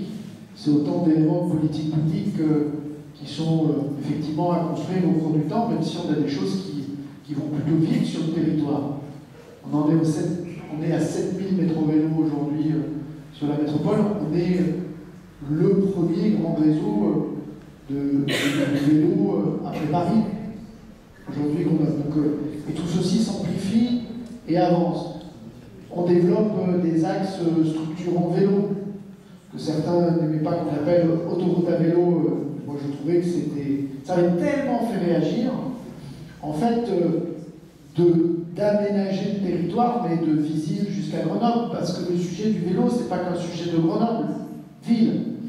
C'est aussi le sujet de la première couronne, de la deuxième couronne, et comment on fait en sorte que des personnes qui partent de plus loin, parce que le but, si on veut augmenter, il faut aussi franchir les limites communales, il faut aller à Échirolles, il faut aller à Pont-de-Clé, il faut aller à Jarry, à Champs, à Visil, il faut aller dans chaque branche du Y grenoblois. Donc il faut des itinéraires structurants en vélo. On a le projet de construction d'un RER métropolitain en matière ferroviaire, tout simplement là aussi de façon cadencée, donc on est sur ces sujets-là. On les porte, voilà, on les introduira dans la loi dite sur les mobilités, la loi l'homme. Donc voilà, autant de choses. Il y a le PLUI, le PDU. Quand on parle de schéma directeur énergie, Vincent Fristo, le président de GEG, est là. Mais quand on parle de schéma directeur d'énergie, on parle aussi de transition énergétique des véhicules. Donc on est dans tout cela, en fait, il faut pousser sur tous les fronts possibles, imaginables, en même temps, avec les moyens tels qu'on les a. Alors parfois, c'est vrai qu'on aimerait parfois être beaucoup plus aidé par l'État, qui pourrait aussi nous amener des effets leviers. Naturellement, on parle de pollution de l'air. Moi, on émettra des émissions, par exemple, dans l'habitat individuel, mais ce sera. Donc il faut mieux isoler les logements, il faut massifier la rénovation thermique des logements. Vous voyez, la liste, elle est longue, elle est sur chaque sujet. Donc, pour nous, c'est une priorité. Ce sujet de la transition est une priorité à l'échelle métropolitaine, mais il faut que tous ces sujets-là ne soient pas des sujets que urbains, soient des sujets aussi périurbains, soient des sujets d'inclusion, parce que rien ne serait pire que construire une espèce de métropole où finalement il n'y aurait qu'une partie très urbaine qui serait très impliquée dans ces sujets de transition, et qu'on laisse les périurbains et lointains, on sait les niveaux parfois de vote de partis extrêmes, notamment d'extrême droite, puisqu'on se parle des choses comme ça. Donc on a un besoin de proximité de politique publique, là aussi, et d'accompagner les personnes qui habitent plus loin, parce qu'ils habitent plus loin, on ne va pas leur reprocher d'habiter plus loin, mais néanmoins, etc.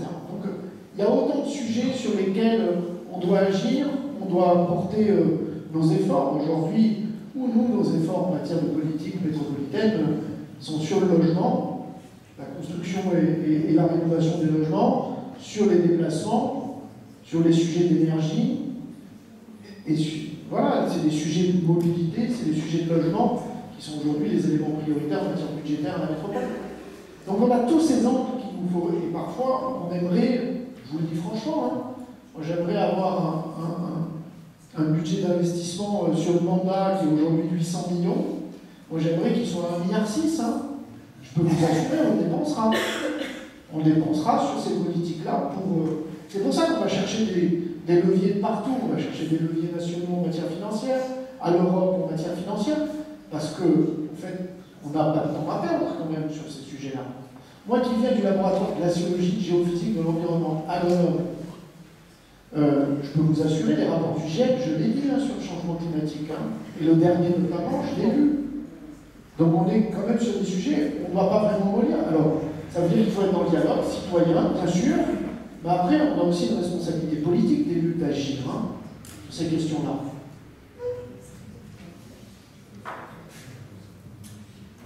Pour rester sur le domaine du déplacement en général, donc effectivement au niveau métropolitain, il y avait beaucoup de choses qui se faisaient. Je pense élargir un peu au niveau national et au niveau européen notamment. J'ai eu une question notamment sur la place du fret et au niveau effectivement de comment s'organise tout simplement le réseau ferroviaire français par rapport au réseau routier, et surtout au niveau de la coopération entre les différents États européens, puisque le rapport de M. Pello pointait notamment un manque de coopération au niveau des pollutions transfrontières. Si je... tout à fait, vous le préciserez. Mais donc effectivement, ce sont des politiques qui doivent se faire absolument en coopération, notamment au niveau du transport. Quelle est votre position sur la manière dont ça s'organise en ce moment en France? Je ne sais pas actuellement à qui poser cette question, puisque ça peut... vous pouvez tous y répondre en réalité. Est-ce que quelqu'un veut prendre la parole particulièrement pour commencer, pour me préciser? qu'on n'a pas fait grand-chose dans ce domaine, parce que, bien sûr, notre audit était très limité dans le temps et donc nos propres ressources, mais on comprend la complexité du problème sur le transport, parce qu'on l'a trouvé à Bruxelles. Bruxelles, c'est une ville, bon, soit dit la capitale de l'Europe, où beaucoup de fonctionnaires habitent autour de Bruxelles, à Bruxelles, donc chaque jour ils viennent avec sa propre voiture. Et bien sûr, Bruxelles, c'est un peu 3 pays dans un pays. Bruxelles soi-même a ses règles administratives et il faut qu'il se coordonne avec la région flamande tout à côté. Là, ça se pose le problème. Mais autant que Cour de compte, ce qu'on préconise dans notre rapport, c'est qu'il y ait un échange plus effectif des expériences. Parce que, par exemple, ce type de problème des transfrontaliers, c'est un problème très présent au Luxembourg. Et je vois qu'ils font des efforts d'étendre les réseaux ferroviaires et qu'ils ont créé aussi un système de park and drive. Alors, ils font des grands parkings aux limites de la ville. Et avec ça, ils essaient de réduire l'entrée des voitures dans la ville. Alors, les gens qui prennent la voiture arrivent à ces portes d'entrée. Ils peuvent garer sa voiture avec des prix très bas, et parfois il y a même des cages où il peut laisser son vélo. Alors il peut faire le reste du parcours avec son vélo. Alors il y a des solutions, mais il faut que les gens le sachent, les gens qui ont le même type de problème, il faut qu'ils considèrent ce qui est fait dans les autres pays, si ça peut aboutir à des résultats. Et c'est ce que j'ai à dire ici. À partir de la pollution transfrontalière, ce qu'on a vu un peu, c'est à notre niveau, parce que nous sommes allés à Ostrava et à Cracovie. Alors, c'était plutôt la pollution des industries des deux côtés de la frontière. Ce n'était pas tellement lié au sujet de la mobilité, mais on a noté que ce que la directive préconise pour la pollution transfrontalière, c'est des règles trop faibles, on va même dire ça. Les intervenants ne considèrent pas vraiment utile, parce que tout ce qu'ils disent, s'il y a un problème transfrontalier, il faut que les deux côtés s'entendent, et s'il y a un problème, il faut qu'ils appellent la commission. Ok, mais ça ne se traduit nécessairement dans des mesures concrètes des deux côtés de la frontière. Alors c'est une nature différente, mais c'est une question très pertinente, parce que l'air n'a pas de frontière. Sur la mobilité, vous savez que c'est vraiment une compétence de l'Europe sur la mobilité. Donc l'Europe, elle aide comment? Elle aide en finançant des infrastructures. Et alors c'est vrai que nous on pousse à ce que ça finance des infrastructures ferroviaires. Il y a un document de comparaison sur le fret. Et la France est un des pays où le fret a diminué dans le temps. Et ça, vous voyez bien que c'est une vraie politique d'État. Soit on ne s'est pas donné les moyens. Alors au début on disait oui, mais parce que c'est un service public et qu'il y a trop de grèves, vous savez, c'est les transports qui disent ça. Sauf que maintenant c'est privé, et ça ne marche pas mieux. Hein. Donc là, et en même temps, ça a complètement développé des transports routiers qui pénalisent énormément les routes d'ailleurs, évidemment l'autoroute. Et là a été voté 2 choses importantes. D'une part, notre fameuse écotaxe, vous savez, avec nos portiques là, qui nous ont coûté une fortune pour rien. Bon, ben maintenant, c'est une écotaxe européenne. Parce que chaque État pouvait le faire, d'ailleurs tous les autres pays l'ont fait, sauf la France. Mais maintenant, ça va être obligatoire sur la France. Enfin, sur tous les pays, dont la France. Donc ça va revenir sur le tapis. Sauf que c'est en fonction du nombre de kilomètres, alors qu'avant c'était en fonction des essieux. Et puis il va falloir remettre nos lignes, mais il y a des lignes qui existent, il va falloir des négociations avec les transporteurs routiers, parce qu'il y en a qui sont prêts à le faire. Et maintenant il y a un axe qui part de Turin et qui va aller jusqu'au nord, sauf que on est en retard sur le type de train, sur aussi les roues. Vous savez, nous, on a refusé les petites roues. Vous savez pourquoi? Parce que les Allemands les avaient et on ne voulait pas qu'ils viennent sur le territoire français. Enfin, il y a une harmonisation à avoir et qui va pouvoir peut-être débloquer. Une chose qu'on a votée hier, c'est que maintenant, il y aura obligation pour tous les TGV, pour tous les trains d'Europe, au moins de réserver 8 places pour les vélos. Alors c'est mine de rien, vous allez dire, mais 8 places, mais ça oblige les constructeurs, parce qu'on ne change pas de frein tous les jours, hein, je signale. Mais il y a un temps d'attente de 5 à 10 ans. Eh bien, sur tous les trains, il va falloir que maintenant il y ait l'obligation de mettre des vélos dans les trains. Tout à l'heure, moi j'ai pris le TER à Lyon-Grenoble, eh bien, vous avez un vélo, vous le mettez où? Alors il y avait 2 mecs qui avaient une trottinette qui arrivaient. Vous voyez, c'est toute notre culture, notre conception des choses qui est à revoir. Parce que si on se projette, là vous dites, il y a plein de trucs, il faudrait qu'on se projette d'ici 15 ans, 10 ans. Vous voyez, Hulot, il a dit 2040, plus de voitures thermiques. Comment on va fonctionner? Vous voyez, c'est ça qu'il faudrait aider les gens à se projeter en disant, c'est un changement culturel. Or, les gens, ils n'aiment pas trop changer parce que c'est aussi anxiogène. Il faut les aider à se dire, voilà, essayons de se projeter, aussi bien dans les entreprises. Il y a plein de gens, moi j'ai vu à Valence, ils faisaient 2 km, ils venaient tous en voiture. Et ils m'engueulaient parce qu'il n'y avait pas assez de place de parking. Vous voyez tout ce que ça entraîne. En leur disant, mais on va vous aider. Vous voyez, il faut des mesures incitatives. Il faut amener les gens à, pour aider à acheter un vélo électrique, pour ce que vous voulez. Il faut arrêter avec ça. Et ça, il faut que ça commence tout petit. C'est là où l'éducation. Vous voyez, il faut que les gamins ils viennent à pied, les pédibus, ça existe. Vous voyez, il y a plein de choses à faire, mais alors, on vient de loin, hein. Parce qu'on est des gros consommateurs, hein, des gaspilleurs. Hein. On nous a toujours dit, allez-y, consommez, éclairez, nanana. Hein. EDF, il était un peu complice de ça d'ailleurs, puisqu'on avait tellement d'électricité qu'il fallait consommer. Et maintenant, on est sur un autre paradigme, en disant non, il va falloir, toi... Et pourtant, on est pour la mobilité, il ne s'agit pas de dire aux gens, vous allez rester chez vous. Mais c'est une mobilité différente, avec plus de liens sociaux. Le covoiturage, moi je crois beaucoup à des choses comme ça, à des voies privilégiées où les gens ils sont tout seuls. Regardez les jeunes, là, ils sont tous avec, comment vous appelez ça, la Blablacar, tout ça. Ça marche vachement bien.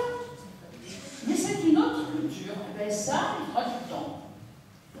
Alors là-dessus, non, simplement sur le fret, je suis étonné que vous répondiez sans parler du Lyon-Turin, qui est justement un projet intéressant, utile avec le ferroutage, et qui est financé à 40% par l'Europe.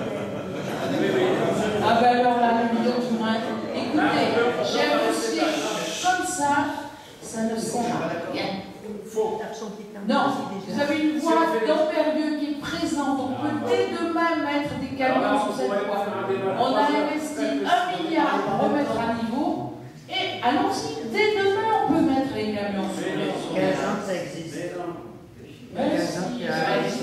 Allez, je vous donnerai un document génial. Moi j'ai le document des verts de 2006 qui est très bien. Mais les vieux, c'est favorable au projet parce que alors une dernière question après celle de la salle. Pour finir sur une note positive, c'est tout positif. Comment pousser plus loin les ambitions de l'Europe et les ambitions peut-être des gens présents dans cette salle? Comment pousser en tant que citoyen? Quels outils est-ce qu'on a aujourd'hui pour pousser? D'abord, il faut aller voter. Oui, surtout sur le côté environnemental. L'Europe et l'environnement. Ah ben là, oui, ça joue bien, mais allez, après je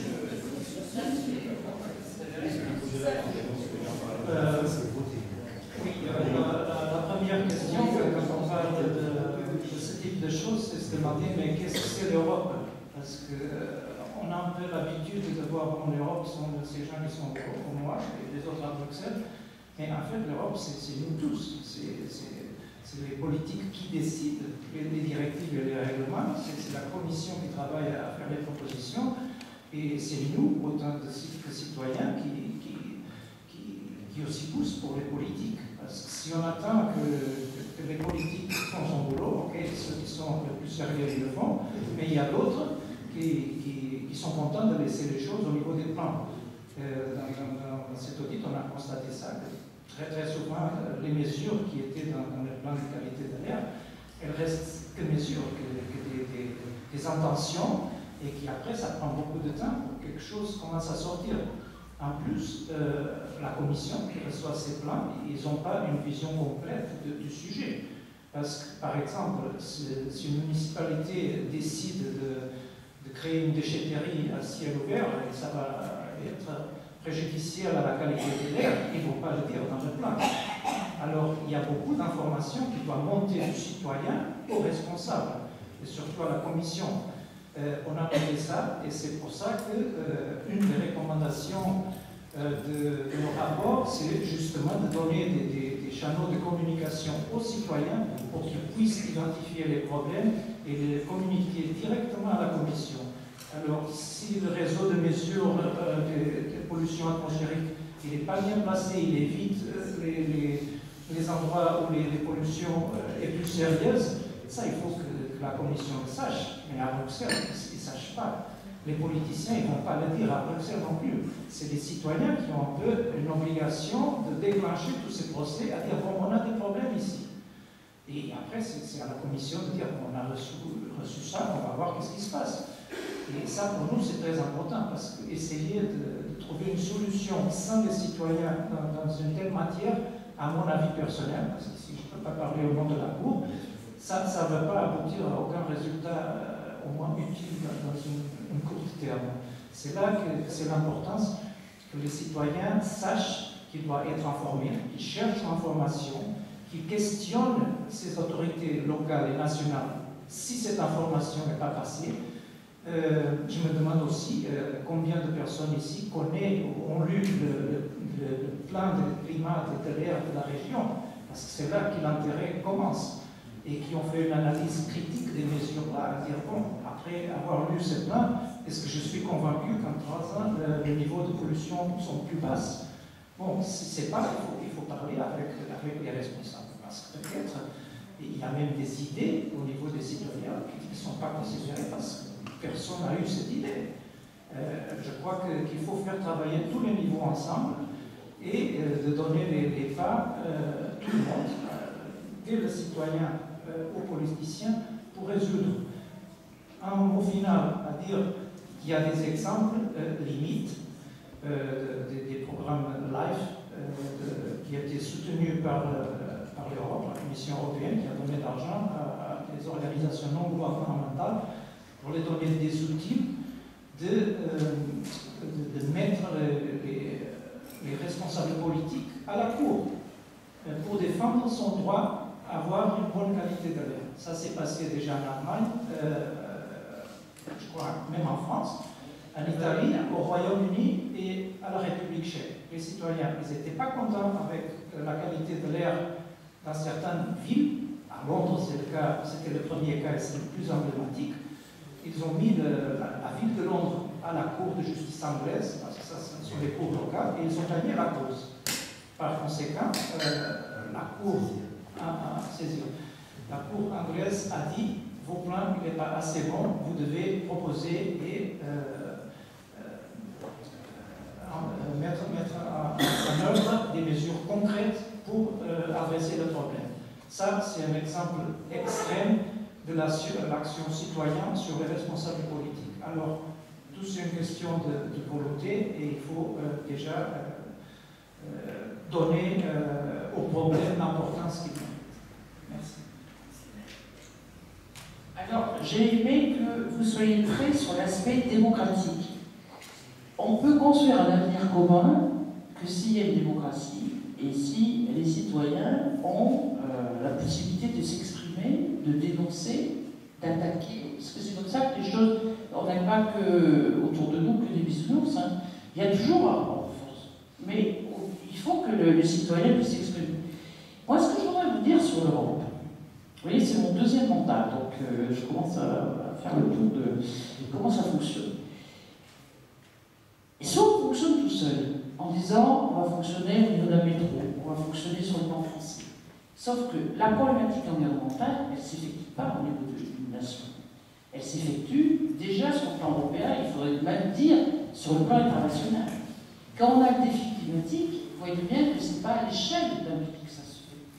Il faut que ça se fasse, vous voyez, quand on a voté le plan climat et énergie, quand tous les pays se fixent des objectifs, il il y a une mise en œuvre, il y a une gouvernance commune, il y a des plans nationaux qui vont être faits par chaque État et qui vont être discutés avec la société civile, vous voyez, pour qu'ils soient plus ambitieux, peut-être qu'on arrivera à respecter, vous voyez, l'accord de Paris et qu'on va entraîner tous les autres pays, parce qu'il y a plein d'autres pays, la Californie, tout ça, vous avez vu que ces incendies, il y a même des gens maintenant de Californie qui viennent s'installer en Europe parce qu'ils sentent que le réchauffement climatique, il n'y a plus d'avenir, vous voyez, pour leurs gamins. Enfin, je ne sais pas si vous voyez ça et qui viennent témoigner, vous voyez quand même l'urgence. Donc c'est déjà à l'échelle européenne qu'on peut résoudre ces problèmes d'environnement. Que ce soit la pollution de l'eau, que ce soit la pollution de l'air, que ce soit tous ces perturbateurs endocriniens sur lesquels, vous voyez, on lutte par rapport à ces gros lobbies chimiques d'ailleurs. Hein. Ils y sont, avec le plastique et tout ça. C'est que c'est à cette échelle-là qu'on pourra, si vous voulez, sauvegarder notre santé. Parce que c'est l'intérêt général, parce qu'il y a là des législateurs, vous voyez, qui veulent qu'on ait un avenir. Et tous ces gens qui critiquent, parce que c'est vrai que c'est un peu bureaucratique, c'est vrai qu'il y a plein d'institutions que les gens ne connaissent pas, qu'il y a plein de fonds, où pour, vous voyez, avoir les fonds, il faut faire des dossiers d'âge, tout ça. Mais si c'est pas ça, hein, je vois qu'il y en a certains qui... Si on ne défend pas l'Europe, et qu'on tombe dans ces gens-là sur le nationalisme, mais on va à la guerre. Déjà, quand on se réunit tous, on essaie d'avancer sur un texte, vous voyez, pour moi, c'est la construction de la paix de discuter. Et tous les problèmes d'écologie, pour moi, c'est une construction de paix. Parce que, vous voyez, on réfléchit sur l'avenir de la planète, on réfléchit sur le défi sanitaire, parce qu'on a une telle explosion de maladies à l'heure actuelle, regardez autour de vous, qu'il faut revenir à la source, mais il faut absolument cet instrument démocratique. Ça se passe avec les gens et pas contre eux. Et puis, le dérèglement climatique, c'est aussi toute la politique de la migration. Et on ne va pas quoi faire sa forteresse là au niveau de la France en mettant des flics partout. C'est qu'il va bien falloir jouer solidarité et responsabilité. Ici, vous voyez, moi, c'est ce message que je voudrais vous donner. C'est qu'il est très facile de déconstruire, mais il est très compliqué de construire. Alors, on a quelque chose qui n'est pas parfait, moi je râle tout le temps, hein, mais il y a des choses qui avancent. Il y a la commission qui commence à comprendre un certain nombre de choses. Et puis, il y a des élus, et je suis ravie, moi, que les gens évoluent, vous voyez, sur la construction d'avenir. Mais c'est ça qu'il faut réussir. Parce qu'on a une fenêtre là qui n'est pas très large. Alors, ici, à Grenoble, au niveau de la métro, vous donnez des exemples assez, je dirais, très constructifs et puis assez innovants. Et bien, ces exemples-là, il faut les faire connaître pour dire que c'est tout le monde qui doit les faire. Parce que notre planète, c'est un village planétaire. Hein. Alors, imaginez au niveau de la métropole et de la ville de Grenoble, c'est encore plus petit. Et nous, on est 3 fois rien. Mais ensemble, c'est une force considérable. Mais déjà, l'Europe, c'est le début de la construction de cette force. Une conclusion par la métropole. Voilà. Non, je ne sais pas si c'est toujours par la métropole, en tout cas par